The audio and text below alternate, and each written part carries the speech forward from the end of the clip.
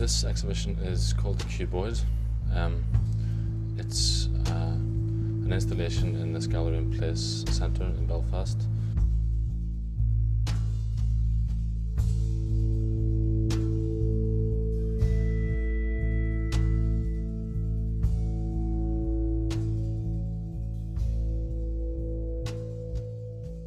It's the 8th scenario that we've created using a simply made box where we take it into the street, provide an alternative mode of occupation in the street, document all the information we get and various street users that occupy it and carry out our function.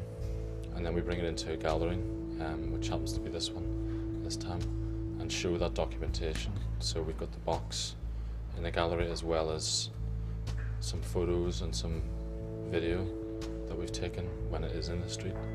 So it's kind of the second part of a process which involves a public space and then a gallery space.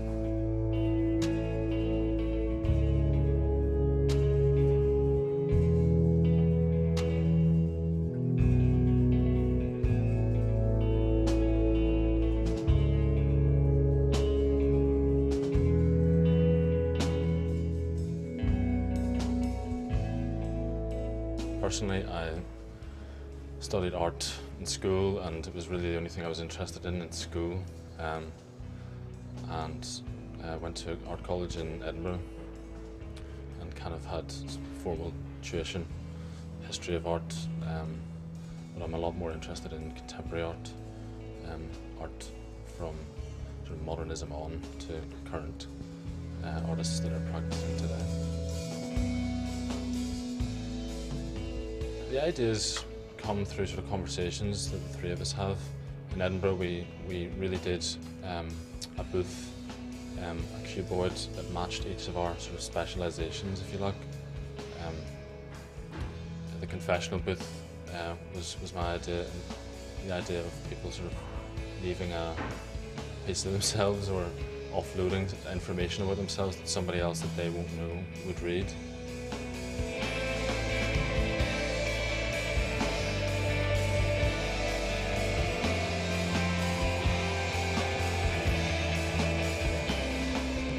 The Wi-Fi booth, where we took people's Bluetooth names from their phones.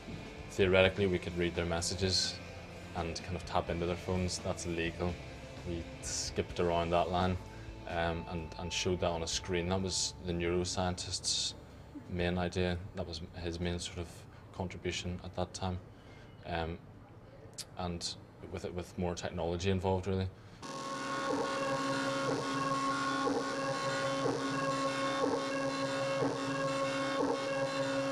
And then we had a sort of puppet theatre at one point where we projected images on the booth and had sort of a performance. We had an aerial artist who walked around the booth and did various sort of strange movements and created a sort of a scene around the booth.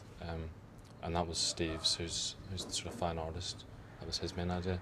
Since moving it from Edinburgh to Belfast, building a new booth which has sort of glass block windows in it, it's kind of like the deluxe model, an upgrade.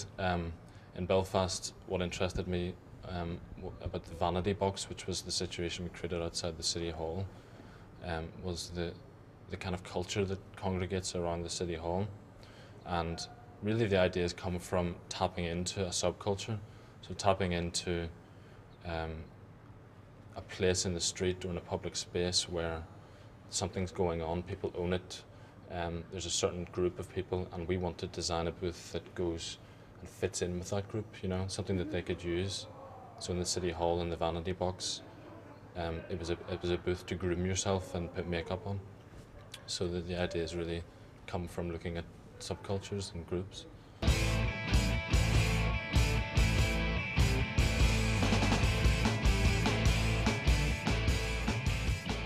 Street architecture has been around for a long time. You know, I guess you could look at, you know, up to centuries and millennia ago, when there was sort of always soapboxes in the street. There were people kind of selling products in the street.